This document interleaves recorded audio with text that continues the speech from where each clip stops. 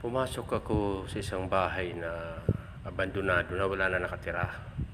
Pumunta kami para linisin. Pero napansin ko yung loob, malinis naman. Dito, malinis. Yun nga lang, yung labas, parang masukal na yung mga damo. So kaya yung kailangan namin linisin mamaya.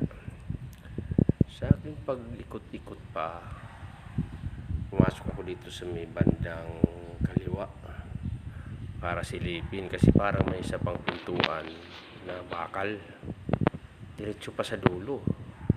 Doon sa labas wala namang lagusan at may pinto pa rito, ayan oh, bakal nakabukas.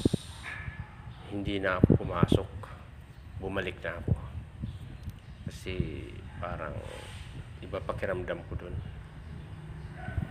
Dating ko naman dito sa dulo, sa parang may isa pang pinto, bigla na lang ako dito napaatras.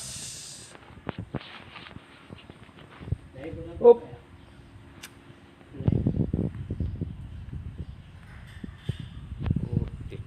Ayaw mag-stop.